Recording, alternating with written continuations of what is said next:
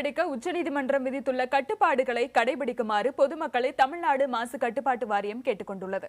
இதுகுறித்து மாசு கட்டுப்பாட்டு வாரிய உறுப்பினர் செயலர் கார்த்திகேயனுடன் நமது செய்தியாளர் தேவப்பிரியன் நிகழ்த்திய கலந்துரையாடலை நாம் பார்க்கலாம்.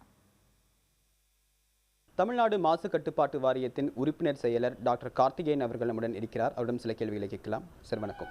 தீபாவளியின் போது பட்டாசு வெடிப்பது அப்படின்னு தவிர்க்க முடியாது. ஆனால் அதே நாட்களில் காற்றினுடைய மாசும் ரொம்ப அதிகமாக இருக்கிறதா ஒரு புள்ளிவரம் தெரிவிக்குது. இந்த வருடம் காற்று மாசுபடுதலை தவிர்ப்பதற்கு மாசு கட்டுப்பாட்டு வாரியம் என்னென்ன நடவடிக்கை எடுக்க போகுது? சுப்ரீம் கோர்ட் டைரக்ஷன்ஸ் பிரகாரம் இரவு 10 மணி முதல் காலை 6 மணி வரைக்கும் பட்டாசு வெடிக்கக்கூடாது என்று அறிவுறுத்தியுள்ளது. இதை மிகப்பெரிய அளவில் நம்ம மீடியாக்கள் மூலமாகவும் செய்தித்துறை மூலமாகவும் நம்ம இதை தெரிவிச்சிருக்கோம். பள்ளி குழந்தைகளுக்கு குறிப்பாக இந்த தடவை சுப்ரீம் கோர்ட் பள்ளி துறையின் மூலமாக இதை மிக விரிவாக விழிப்புணர்வை ஏற்படுத்த சொல்லியிருக்கிறார்கள். பொதுமக்களிடம் நாங்கள் மீடியாக்கள் மூலமாக நாங்கள் கொண்டு சென்று உள்ளோம்.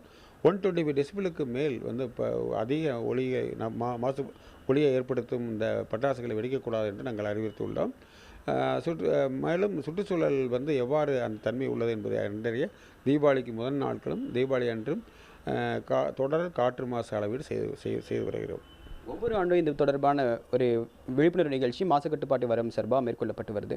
இந்த ஆண்டு ஏதாவது வித்தியாசமான அணுகுமுறைகள் ஏற்கனவே எஜுகேஷனல் இன்ஸ்டியூஷன் நீங்கள் அப்ரோச் பண்ணுறதா சொல்லியிருக்கீங்க. வேறு ஏதாவது மொபைல் மானிட்டரிங் சிஸ்டம் அந்த மாதிரி விடிய காலில் போகிறது இந்த மாதிரி நிகழ்வுகள் ஏதாவது இருக்குங்களா?